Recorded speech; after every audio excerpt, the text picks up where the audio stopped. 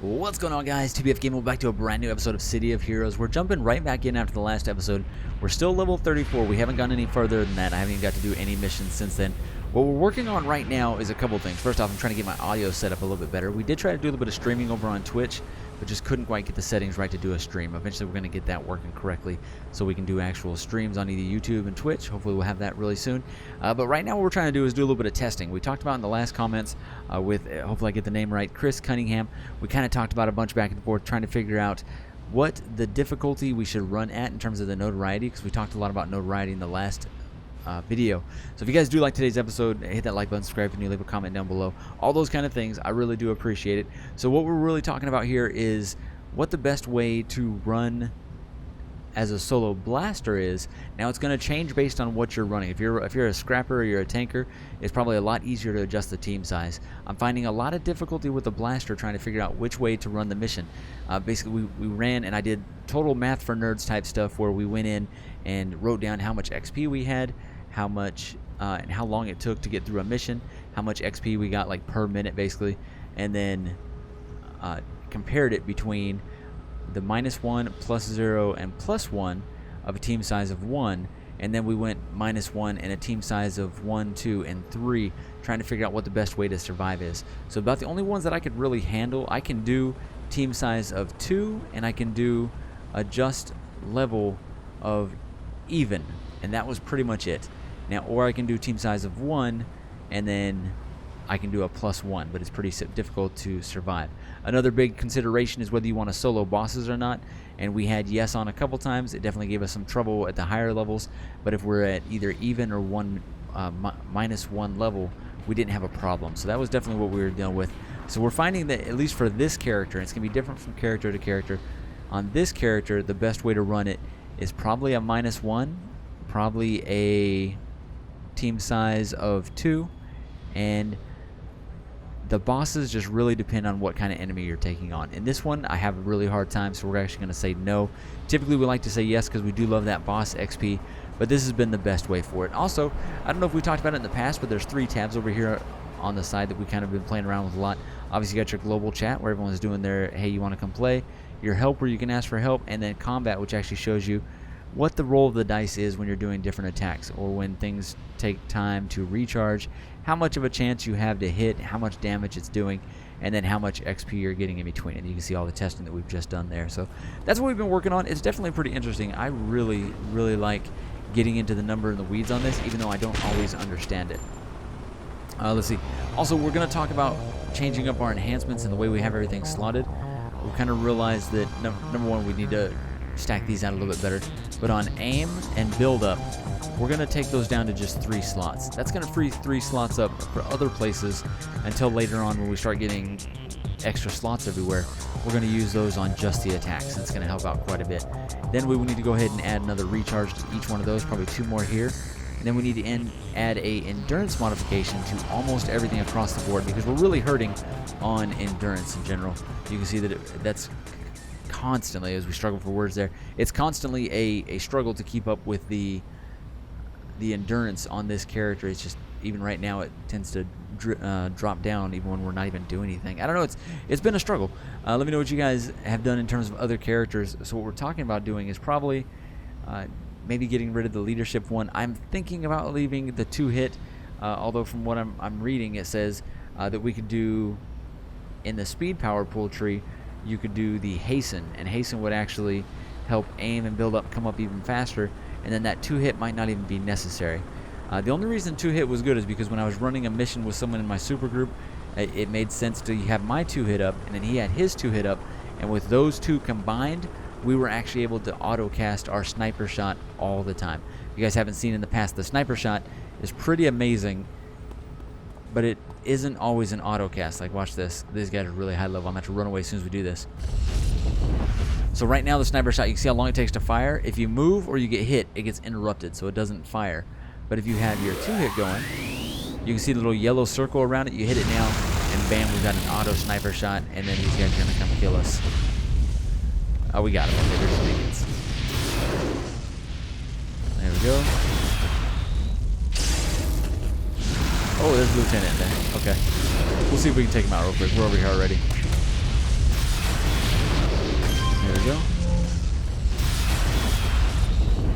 see that one's not an auto cast. So we might get it before we get it off. Oh, we got it off. Got really lucky.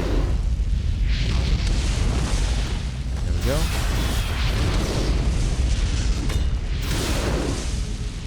Oh man, we're about out. And you see, just with that stamina pool, or with the pool going for 2 hit and everything else going on, you can just see our endurance just drops too much. We're pretty much all the way down on endurance, and that's a constant struggle we just can't keep up with. So that's definitely not going to be maintainable long term. So I know it's nighttime right now. I kind of hate that the day-night cycle in this game is a little bit weird. Hopefully the music's a little bit quieter. We've adjusted it from the last couple of videos, both Ark and City of Heroes, where people have said that it's just a little too loud. So let's minimize that for right now. I need all those stats right there.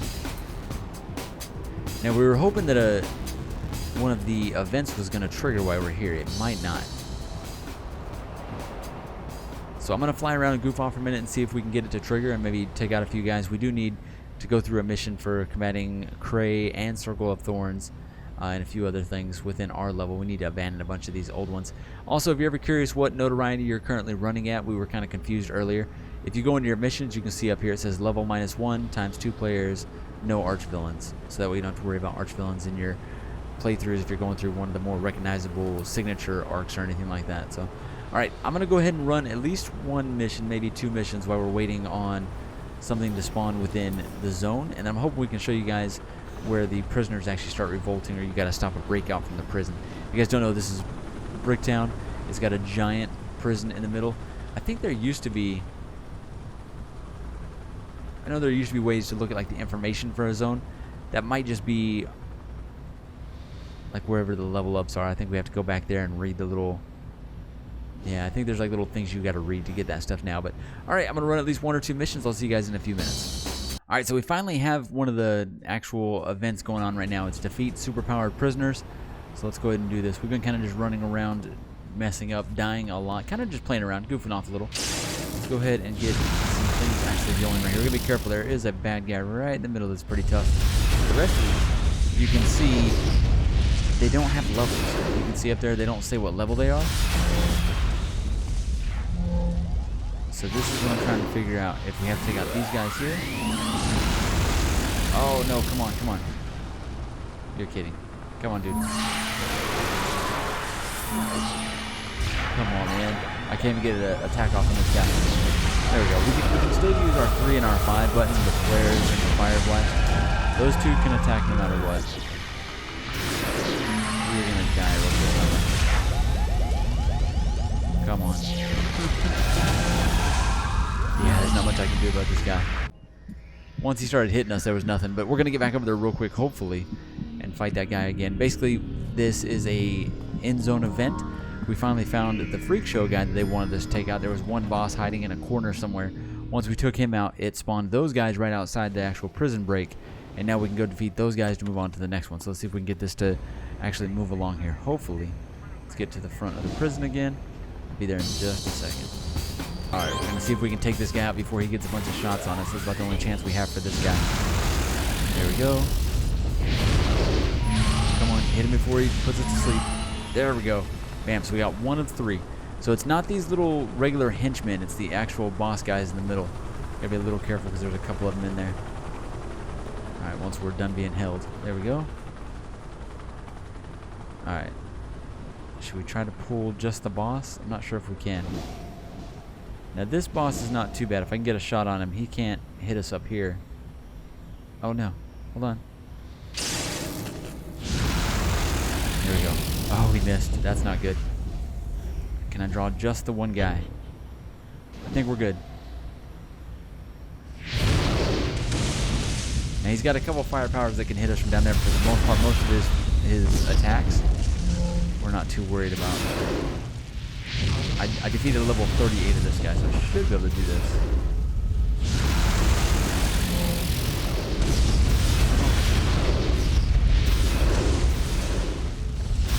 We're really close to being done with this guy.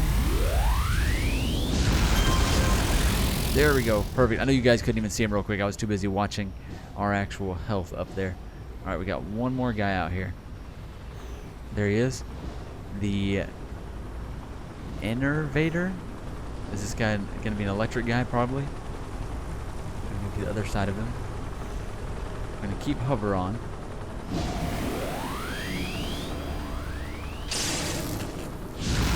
There we go. Oh, of course we missed. Come on. And he can fly. Come on, let's hit him and give him a sniper shot. Get him. Oh, we're about to die. Wow, that dude hits like a truck. Holy cow. Yeah, our survivability sucks. It's definitely time to respec this character and see what we can get into. This is just not getting it done. Let's hurry back over there one more time. Alright, here we go. Attempting to take this gap before he wrecks us again. Come on. Yes, there we go. Perfect. Awesome. So we beat that event. The next event now won't start for another 5 minutes. You've stopped the breakout at the Zig. A variety, I forgot this was actually called the Zig. A variety of weapons were impounded or used by the PPD. Choose which weapon you want to borrow. So this is kind of cool. You can actually choose one of these to actually use as a weapon for you. It gets 1 day of use time. You can do a grenade launcher, the SMG, or a sawed-off shotgun. I think grenade launcher makes a little more sense for us. Go with that. And then now you can see down here in our 2 slot, we have a temporary power. And it looks like it expires in 19 hours. Does that not count down? Let me see. There's 59:32.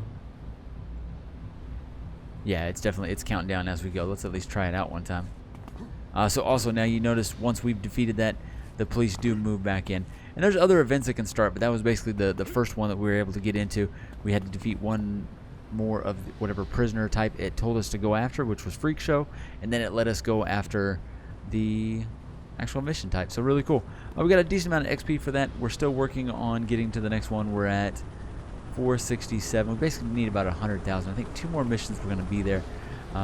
Let's go ahead and go through this respec together and see if I can mess this up. Hopefully, is it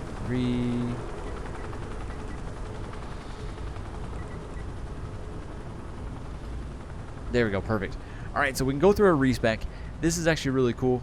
Man, should we save this for the next one? Because what I'm worried is that we're going to choose the wrong stuff. I feel like I should do a little bit of research before I do this. So this is basically how respecing works. I think in the next one we'll do this together. And actually, once I hit level 35, I kind of want to go through this. So you get to go through and choose each one of your powers. You can choose flares, you can choose fire blast, and we can go through each one of these powers that we normally do. You can choose your power pools, all those things. And instead of leadership, we still might do leadership and maybe do 2-hit later on. But I think we're going to start off with speed and try this hasten out. It basically gives you a recharge time that is a little bit faster for 2 minutes. And this was mentioned in the comments. Definitely, it seems like a good idea to at least try it out and see if it's worthwhile. It helps out our character a little bit. So that's what we're going to lean towards. I'm going to do a little bit of research before I jump too far into it. Now what it does is it lets you go through all your powers, and then you go through all your slotting, and then you go through your enhancements. And this is the one time you're able to move enhancements to different slots. So they're not going to be slotted where they were before. You can choose to put them in different places. This is really important if you have different sets or different IOs that you want to use in different areas, or if you just don't want to lose a lot of those enhancements that you would otherwise lose, especially now that you have so many trays available. Let's get back out of here. Since you have all these extra enhancement trays, back in the day you had just the 1 tray. Now we've got 7 trays, so we can actually, a lot of these that we don't replace, we can have back on here and we could resell if we wanted to. And the only ones that I really want to slot for sure are going to be the IOs that we created. So not the most exciting episode, but at least kind of gives you an idea of what the little end zone mission is for Bricktown. So I don't want to mix these 2 videos. This will be the end zone mission for Bricktown. The next one will be level 35. I'm going to go ahead and grind it out to level 35 real quick. It won't take too long, maybe 1 or 2 missions. We'll hit level 35 in the next mission, or the next video in a couple days. We'll go ahead and do our respec. So if you got any suggestions for respec, let me know down below. I'm thinking, like I said, what we're going to go with is definitely going to be, we're going to add hasten, say goodbye to some of the leadership pool. I just don't like the leadership pool. I think it's too stamina heavy. And then what I would like to do is possibly try out, can we look at these one a little bit better? Possibly try out Fire Breath again, just because I really do like the cone and the AoE on it. And then maybe some of these other ones that are also a combustion. I don't really want to do any of the melee ones. I'm really afraid to be too close into melee, so we'll kind of have to think about that.